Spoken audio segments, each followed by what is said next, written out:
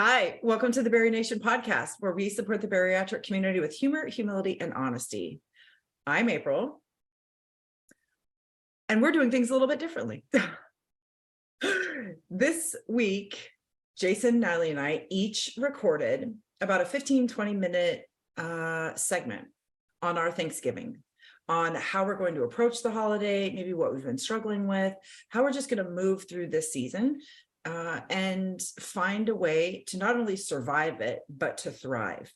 So we all just were in the comfort of our homes. We sat down in front of our computers and we recorded without each other. And I got to say, it is a little bit weird. It was weird for all of us to record a segment without each other because we're so used to conversating with one another.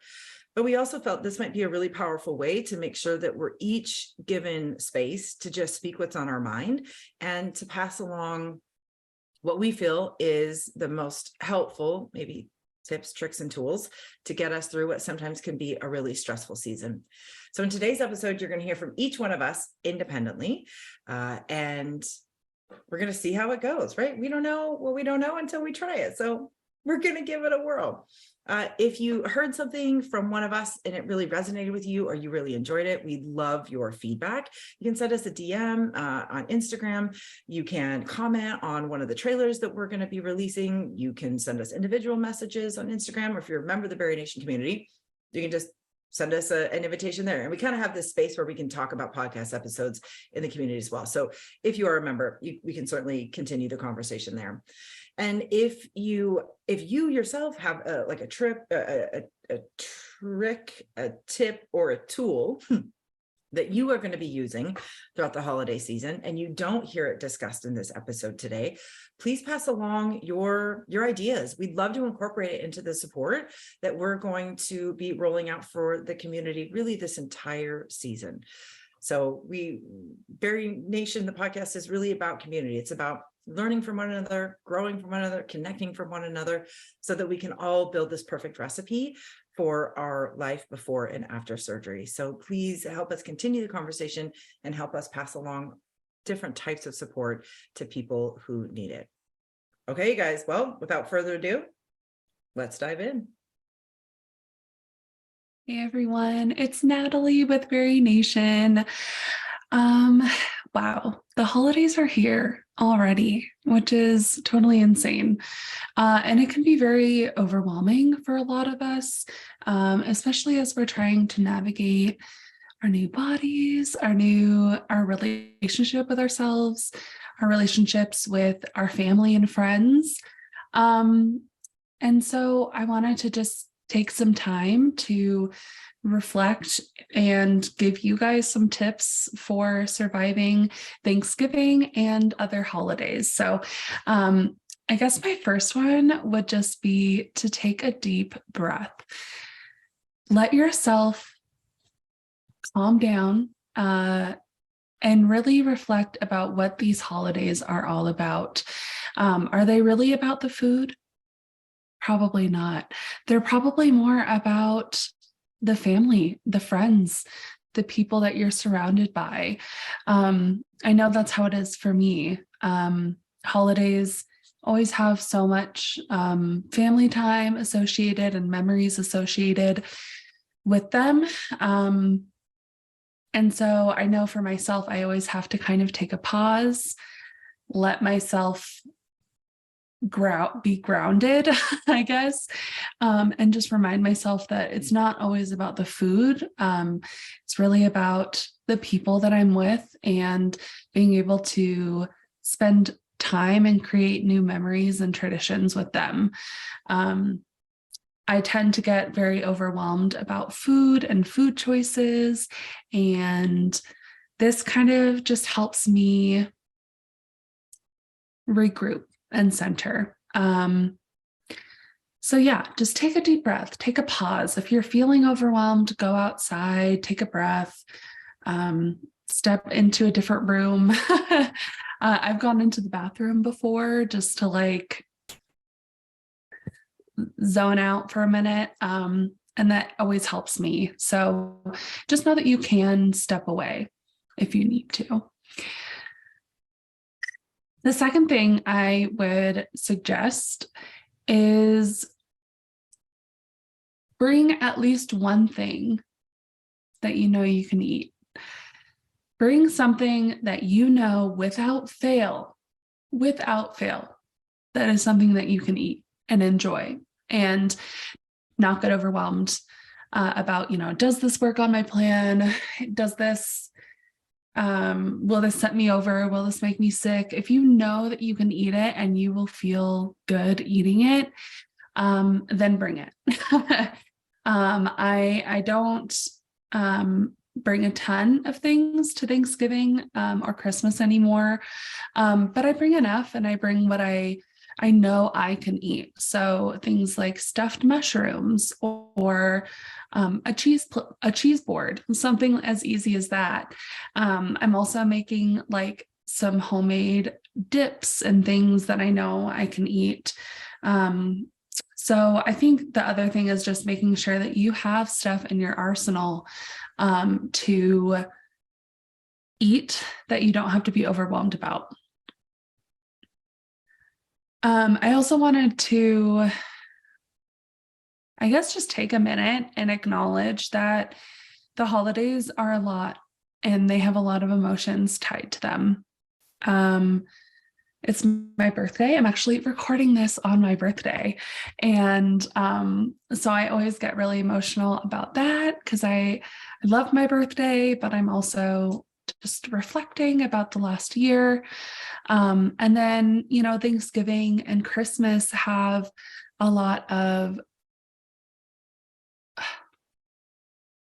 Thanksgiving and Christmas have a lot of sentimental value for me. My grandma passed away 2 years ago. So this is my second holiday season without her, which makes me really sad. And I have 2 aunts that also passed away quite some time ago. And I just always think about them. I always get overwhelmed with emotion when I think about them. And I think that I'm not alone. I know that I'm not alone in that. So many of you guys have told April, Jason, and I that we are all not alone in how we're feeling. And I think there's something very beautiful in that while your life experience is yours, you're not alone. So yeah, I just kind of feel overwhelmed with emotion, and my family also feels overwhelmed with emotion. So I think it can be really hard to go into something like this with so much emotional charge and also feel like you can focus on your needs and what you are doing and capable of doing and what you can eat and what you should maybe stay away from as far as, your stages. So just know that it's real. The overwhelming emotions are normal and kind of a part of life.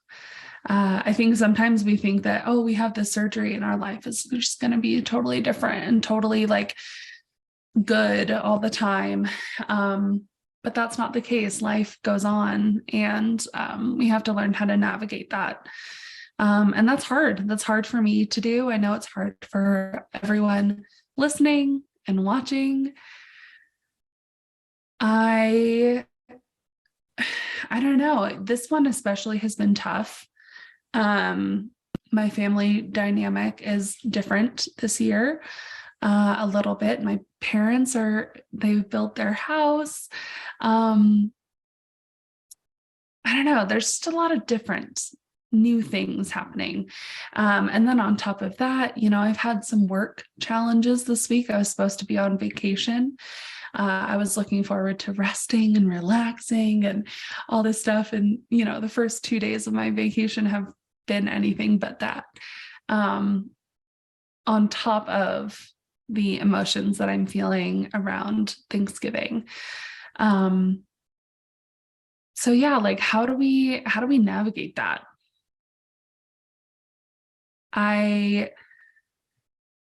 basically what I said before. I take a deep breath. I allow myself to pause. I tell myself that it's okay. I think sometimes when we have anxiety, our brains think, oh my God, we're in danger, something is wrong. We go into that fight or flight mentality, right? And I have to remind myself, like, I'm safe. I'm not in danger. This is something new and uncharted for me.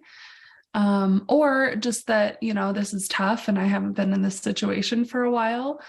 And then just taking it day by day, minute by minute. And allowing yourself to just handle things as they come.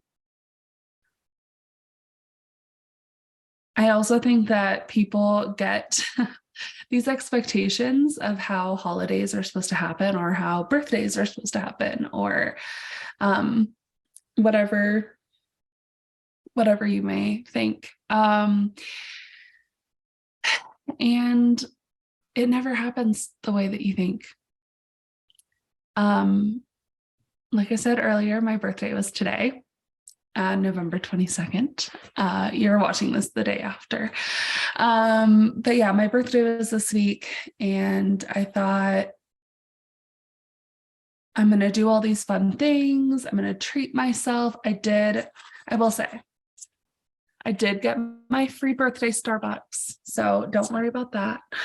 But I was like, oh, I'm going to do all these things. I'm going to get my nails done. I'm going to it's just going to be the best day ever because it's my birthday. And I got some really horrible news about work. I do still have a job. That's not it. But some things happened at work. And so I had to clock in yesterday and this morning on my birthday. I am not able to get my nails done because of other circumstances, just things were just not going right. And I do realize, I want to preface this, I do realize that these are very first world issues. But it was still an expectation that I had, right? I thought, oh, I'm going to get my nails done. It's going to be the best day ever, blah, blah, blah. It's been an okay day. Obviously, I feel very loved and appreciated. My emotional cup is very full. So many of you guys wish me a happy birthday. My friends and family all wished me a happy birthday. But it was still different. Today is just not the day that I expected it to be. And that's okay. But I've had to kind of pause and tell myself, this was an expectation that you had, but it just didn't go that way. So now what are you going to do? Are you going to sulk and let it get to you? Or are you going to change your mindset and allow yourself to have a good day, even though it didn't happen the way you thought? That was a very long-winded way of saying that goes for the holidays too. We always think, and we watch all these movies too, right, about holidays and oh, you're going to have your family over and it's going to be so beautiful and everyone's going to laugh and just be so happy. And that might be true. That might be the way that it pans out. But if it doesn't, is that okay? Asking yourself, I think beforehand, what if things don't go the way I thought they would? Really ask yourself that question. What if it doesn't happen the way I thought it would?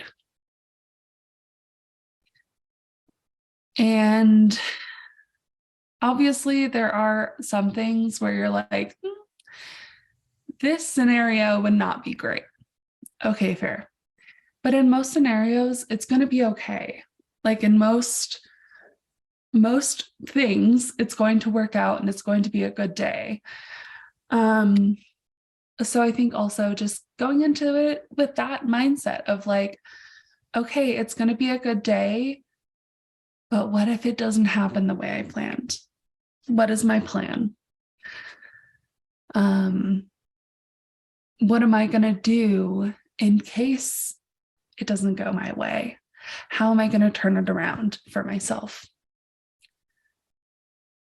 And obviously these are tools. Like what I'm telling you right now is a tool that I've used in the last 2 years, but it's something that I've acquired, and it's not going to happen immediately. It's not going to happen overnight. It's not going to happen in the moment. Like this morning, I was kind of in a sour mood, not going to lie, because things weren't going the way I wanted them to. And I think that that's okay. But being able to like realize that you're in a sour mood, or like realize what's happening in your mind, and then being able to say, okay, let's pause, let's take a breath, and then let's figure out what I can do now to kind of turn this around. It's a really powerful tool. And the answer differs for everyone. Like today, I just thought, okay, today is not working out the way that I wanted, but I'm still going to put on my makeup. I'm still going to put on a cute outfit. I'm still going to go and get my Starbucks, and I'm going to make it a good day. And I'm going to practice gratitude for what I do have and what is going right. I'm with my family. I've had countless friends wish me a happy birthday. Like, I have so many beautiful friends. The sun is shining. I have a house, a roof over my head. I have a good meal coming tonight. Like, there are so many good things. So just making sure we take that moment. I think my main piece of advice for the holiday season is just take a moment to pause. If you listened to us for a year or so now, you may remember my grandma used to say, joy is like a pause. It's like a sigh. And it is. Joy is not necessarily elation, laughter. It's not always this big smile. Sometimes joy can just be good. A sigh of relief. A deep breath.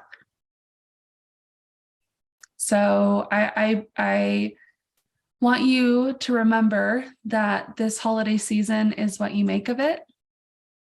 Yes, there are things that come and that are out of our control,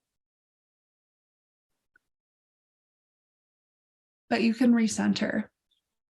You can shift your mindset in the moment.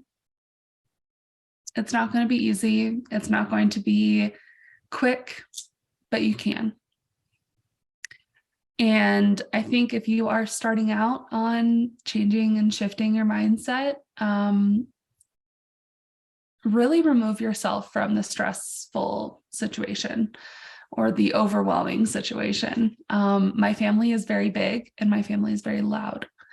And so sometimes I just go into a spare bedroom and I sit. I'll get on my phone, I'll play a game, I'll take a deep breath. And those are the moments that help me navigate the holidays. So that's really what I had for you guys. I love you. Happy holidays. Happy Thanksgiving. And just know that we, April, Jason, and I, love you very, very much. And we are so grateful for every single one of you. Hey friends, it's April.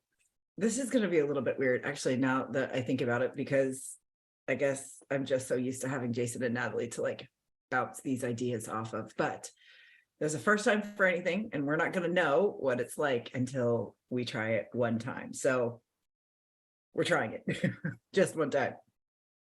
Thanksgiving is a crazy time of year. And I think it's been equally crazy for Jason, Nat, and myself. Like we couldn't even find a time for the three of us to be together to record. And sometimes that's just life.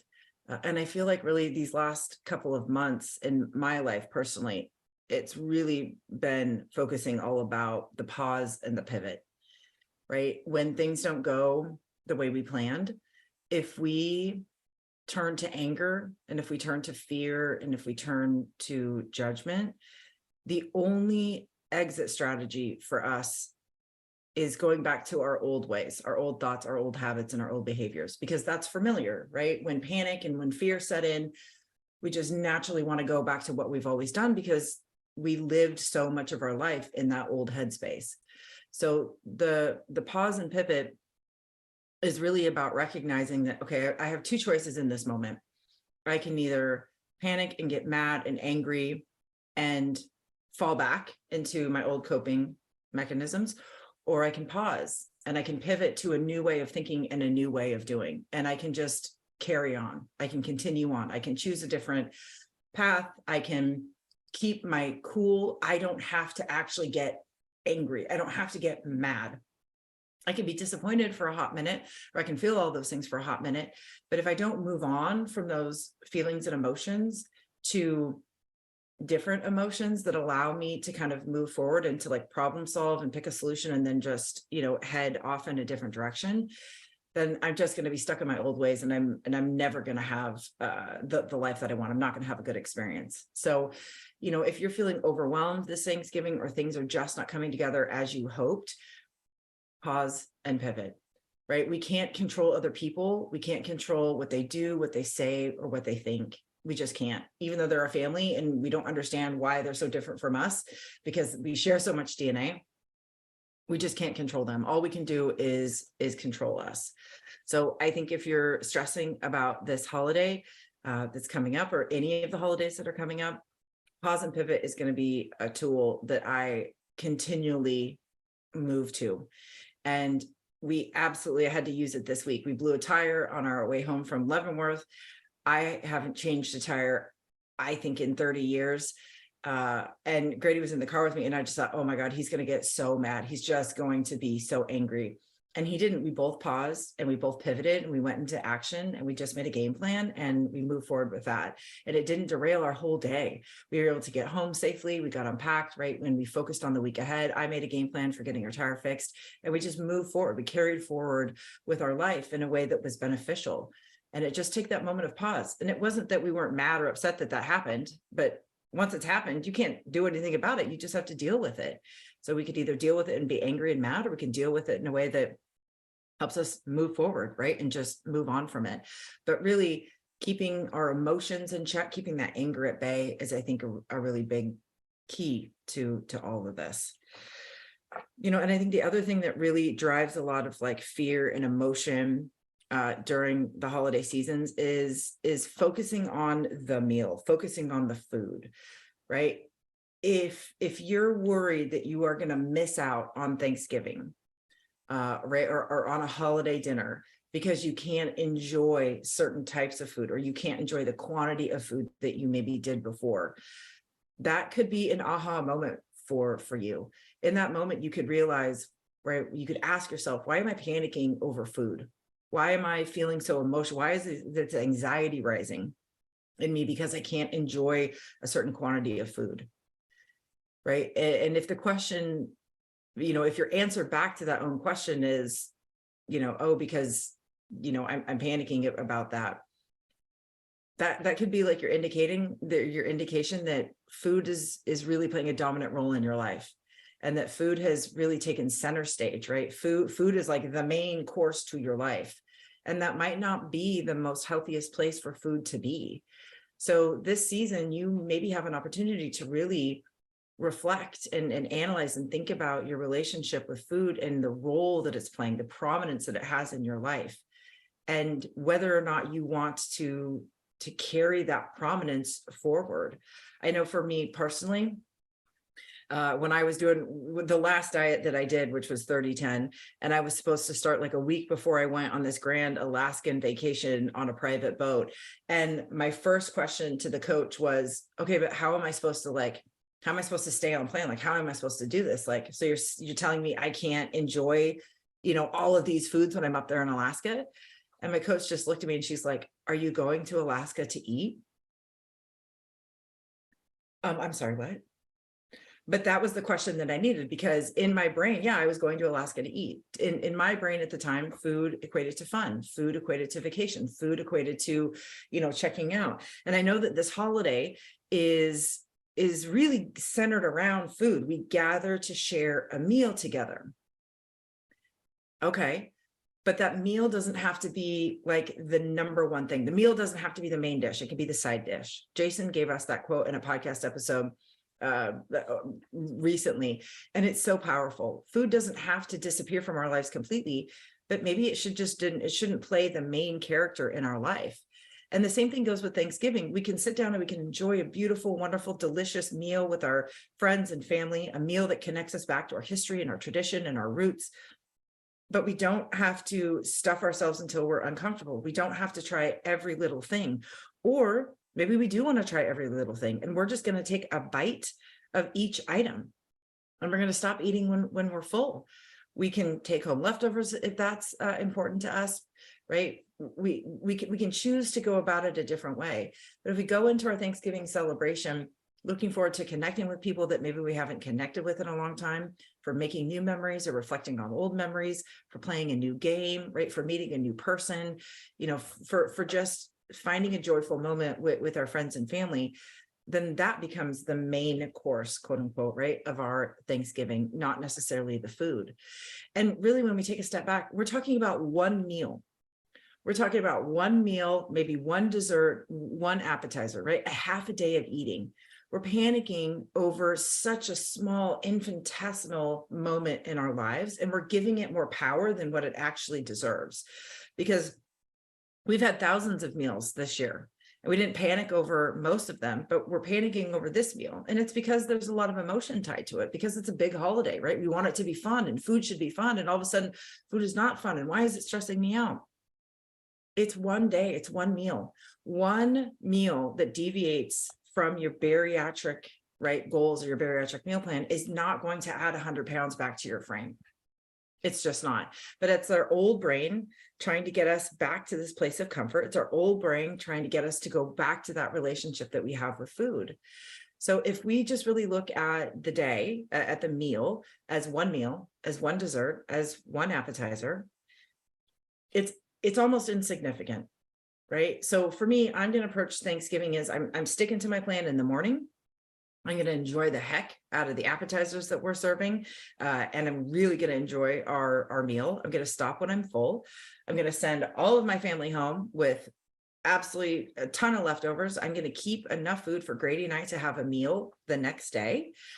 And then that will be it. But then Friday morning, I'm right back to doing what I normally do, right? My coffee, my on-plan breakfast, right? My lunch, our dinner will be leftovers. And then the following day, back at it as if nothing happened. And in the morning, of that day, I'm going to enjoy cooking that food, and I can do so because it's safe for me. I don't need to worry about taking myself into maybe a disordered eating moment or a struggle. I can prepare that food. So if you're having a difficult time with that, just know that you have permission to excuse yourself. You have permission to not volunteer in the kitchen. You have permission to not bring food to a celebration. You really have permission to set your day up in a way that's going to be best for you. And I hope you don't feel bad about doing that. And if other people make you feel bad for doing it, then they just don't understand the disease. They don't understand what you are living through. They don't understand the changes that you're trying to make. And again, you can't control that, but all you can do is ask that people understand. And if they can't, well, maybe you find another Thanksgiving to go to. That would be pretty hard for me, but right? It's always a possibility. I guess I just want to leave you with, a lot of hope for the celebration, a lot of hope for the day. It doesn't have to be stress inducing. It doesn't have to be a moment of panic for you. If you spend some time before the day and you really prep yourself for what is coming, and you think about how you want to move through your day, and you kind of play your day out in your head. I'm going to get up at this time. I'm going to do this. I'm going to eat this for breakfast. I'm going to enjoy my coffee. I'm going to do this. I'm going to move, right? If you plan your day out and you really think about how you want to approach it, it's going to be much easier for you to stick to that plan in the moment. And the best piece of advice that I got from my therapist years and years and years ago was really spending some time before a big event like this and coming up with my canned statement. And what this is what I'm going to say to people every time they ask me a loaded question. So, right, we might be anticipating running into aunts and uncles or friends or people that we haven't seen in a long time. And they might come at us with questions that we don't feel comfortable answering, or maybe we're just not even like secure in the answer ourselves. If we think about what we will say in response to those questions ahead of time, and we practice them, right? We write them down and we actually practice saying them.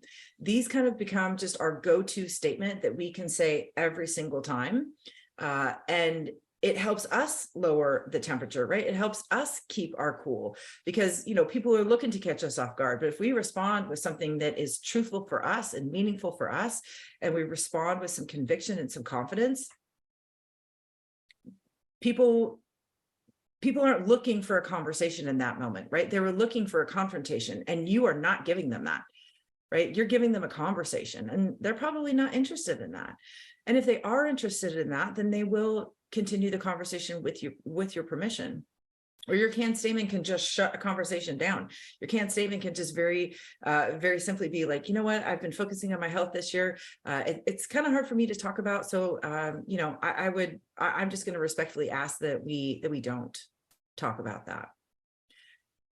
That's a shutdown. And I always follow that, which I do say to people. Sometimes they're just not in the mood to talk about it. But I always follow it up with like, well, tell me something that's going on, in your life. Tell me something exciting that's happened to you, or tell me about uncle or this or that, or tell me about your last vacation, right? I'm going to pause that conversation that they want to have with me, and I'm going to pivot to a conversation that I do want to have with them. It's not that I don't want to talk to these people. It's that I don't feel like talking about this very personal, intimate part of my life with you at this very moment. And I don't owe you that. Yeah, it's been a year since I've seen you. Doesn't mean we got to talk about it, right? We are always in control of our space. We're always in control of how we choose to respond and how we choose to interact with people. And having those canned statements in our back pocket is a really helpful tool. So just think about this season. Do you want to talk to people about your medical decision? Or do you not want to talk to people about your medical decision? And once you have the answer to that question, then you can move forward and develop your canned statement. Or maybe you're going to have multiple canned statements. And I really encourage you, practice them in the mirror, say them out loud to yourself, write them down, polish them, make sure that they feel real for you. Use words that you use all the time. Express feelings in the way that you always express feelings. Don't worry about being some, necessarily published version of yourself. Just worry about being authentically you and sharing what's true for you in this exact moment. I really truly do hope you have a wonderful Thanksgiving, a wonderful holiday. I'm feeling a little bit rushed into mine, but we're also welcoming 16 of my family members to our beautiful home, and I'm very excited to reconnect with them. So I'm going into this Thanksgiving celebration very thankful, very hopeful, knowing that I'm going to pause and pivot. And I feel really good about having my plan for really the day before Thanksgiving, the day of Thanksgiving, and my weekend to follow.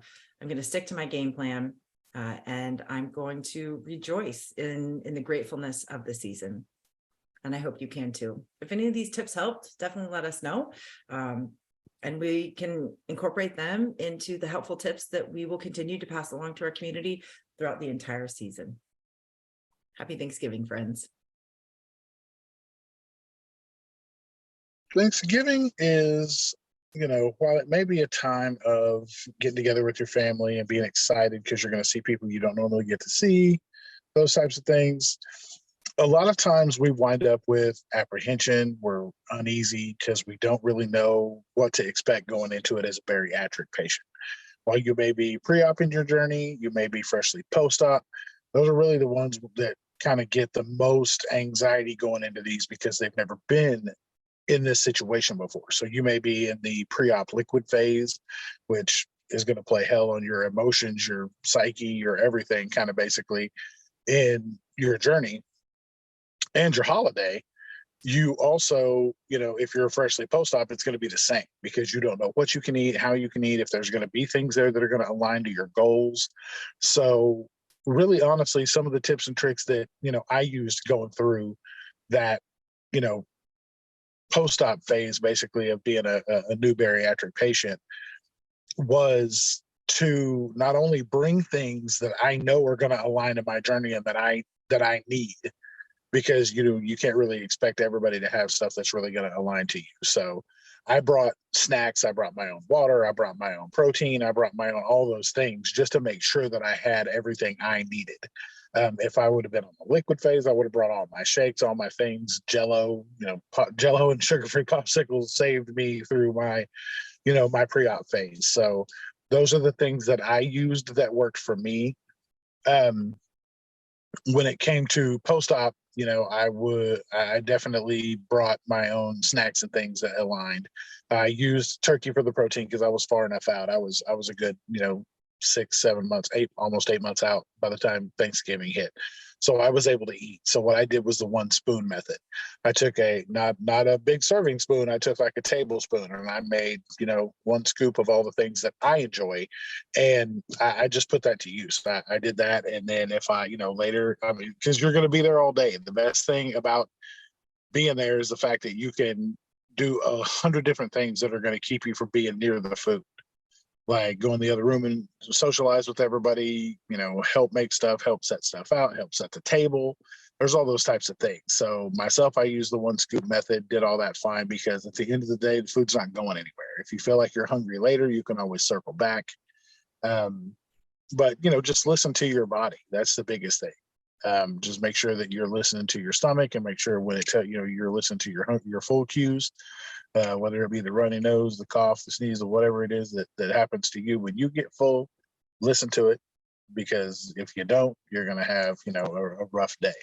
And you don't want to miss the rest of the day because you overdid it at the beginning of the day. So, and that's probably another way that I would approach that as well, would be to make sure that you are, if you're worried about how much you're going to intake during the actual meal, you can always go light in the morning if you're going to eat in the afternoon. And then if you're going to eat at dinner time, you can go light for breakfast and lunch, and maybe, skip a snack or whatever if you're going to, make sure that you've got enough space for the food that you really want to enjoy. As far as another thing I've been seeing people talking about are the food pushers. If you tell them you can't eat whatever and you can't do this or that, you know what aligns with what you want to do. So if somebody's trying to push something on you, in the most respectful way possible, let them know, like, it's not that I don't want to eat it. It's not that it's not good. It's just not something I can do right now. I can't handle it right now. Maybe later, maybe next year, maybe, I appreciate you making it. I appreciate you going to the trouble. However, it's not something I can, my stomach can't handle it. If you let them know in those certain terms, instead of just saying it's not something I can have, it usually resonates a little better with people, because you're letting them, because nobody, regardless of how hard they worked on making whatever they made, nobody wants to see you in physical pain. So if you let them know, like, yeah, that it just really doesn't work on my stomach. My stomach's real sensitive, and that's just not, that won't work for me. So kind of going that route, it has been what best served myself. And I know April and Natalie have kind of done the same thing in their journeys as well. So that's probably the best thing I could say to approach, the food pusher side of things, because I know that happens. That they're going to be there. There's always somebody that made something that you just have to try, or they made it just for you because they've done it every year. And those people are fantastic. Like, don't get me wrong. Like, they put time, effort, love, and all those things into making those dishes.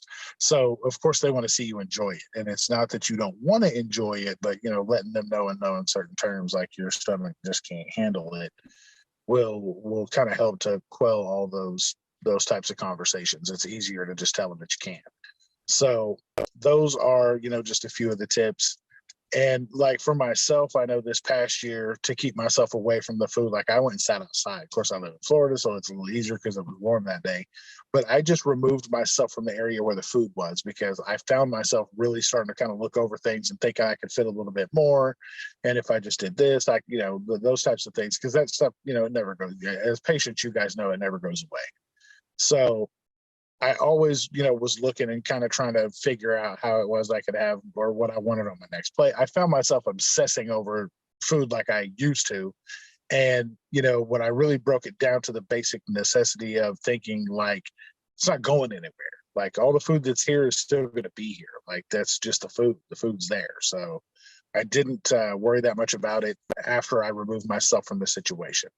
That can look like 100 different things to people, whether or not you just go get, refill your water and just drink. I make sure and at least drink 20 ounces of water before I make any kind of food decision like that, when I know the craving is really getting to me.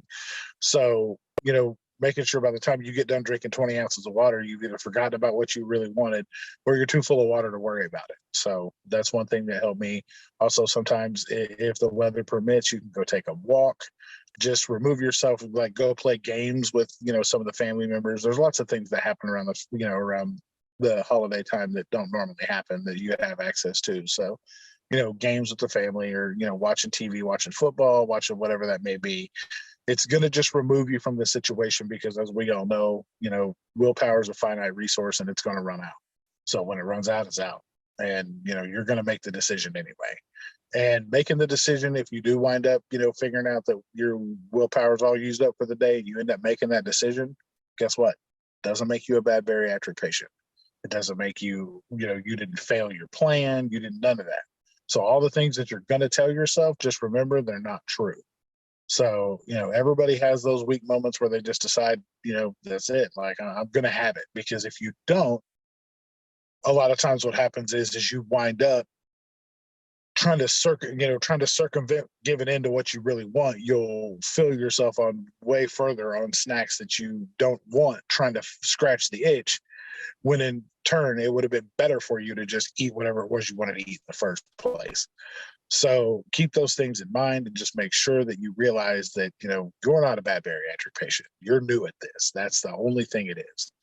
You don't fail at your first attempt in learning, because you're basically a toddler at the, at the bariatric game, or worse, or earlier than that. Like, I know I'm 2.5 years, almost 3 years out.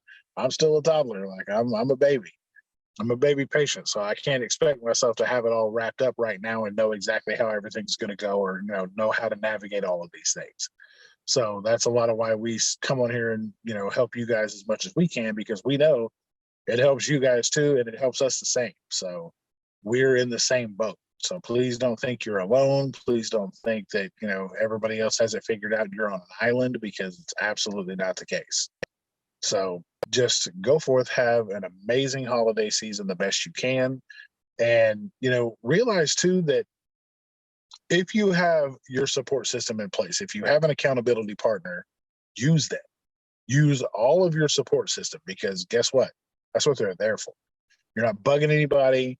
If you have moments where you're really struggling, you need to reach out to somebody and you don't have anybody to reach out to, you can reach out to April, Natalie, or myself. You can reach out to the BariNation page, because we're going to be monitoring that as well. We'll be more than happy to help you through anything you're having issues with, because nobody should have to go at this alone, especially during the holidays, which we know is also, is usually a hard time for a lot of people for, a multitude of reasons. But just know that you're going to get through this. You can do hard things. Like, you have hard conversations with yourself all the time. That's how you got where you are now. You had the surgery. That was a tough conversation, but guess what? You lived through it. So on the other side of that, what is one of the best decisions that we've all ever made, which is, being here now as bariatric patients and saving our own lives. So if you have a support system, please lean on them during these holiday times, because it can be rough. Emotional eating will be at an all-time high. So just remember that the craving signals usually are the sights and sounds of things. If it sounds good or it looks good, you kind of have to second guess yourself and say, am I eating just to eat, or am I actually hungry? So those are all things that I would definitely say are going to benefit you during the holiday times, but the support system is going to be key. If you have an accountability partner and you really need to use them, please do so, because it's going to be really rough if you try to not. But that's what we're here for. We're available. If you guys need us, please let us know. We'll be more than happy to, help talk you through anything you may be having issues with. We're going to do a really good job this year of kind of keeping on top of everything, because we know that it's really hard. Like we're gonna struggle ourselves. I'm definitely gonna reach out to April and Natalie, I'm sure, once or twice, because that's just how we usually always reach out to each other, even if it's just to check on each other to make sure we're doing good and don't need anything. So we don't just tell you these things because we think it sounds good. We want to make sure that we're doing the exact same things that we tell you guys to do, and that's how we know that they're beneficial, is because they work for us. So really hope that you guys have an amazing holiday season. And like I said, if you guys need anything, let us know. We're here for you, and have an amazing Thanksgiving. We appreciate you guys all for doing what you do, help and support us, help support you guys, and and it all comes back full circle, and we can't thank you guys enough for that. So we love you guys, and we'll see you on the other side of the holidays. Bye-bye. All right, friends, if you're hearing my voice again, this will be the last time that you hear it on this podcast episode. It means that you have made it to the end of our little experiment. What did you think? Was it good? Was it weird? Was it interesting? Did you have a hard time following along? We want to know all of your thoughts. It's the very first time we've done anything like this. And, we like to mix things up every now and then. So we would love to have your feedback on how this episode really went from you. And of course, if you're leaving with some new ideas or some new insights, we always love to know that as well. So if Jason was here, he would thank you for listening or watching. He would encourage you to subscribe to the podcast, either on Anchor or Spotify or any of the major podcast platforms that we're on. He would definitely encourage you to subscribe to our YouTube channel and make sure you turn on the notification button so you know every time something new drops. And of course, we love and appreciate any reviews that you feel like leaving on any of the podcast platforms or even on YouTube now. He would also say that he loves and appreciates each and every one of you, and that we all wish you a very wonderful celebration with your friends and with your family. Remember, at the end of the day, you've got this and we've got you. See you soon, friends.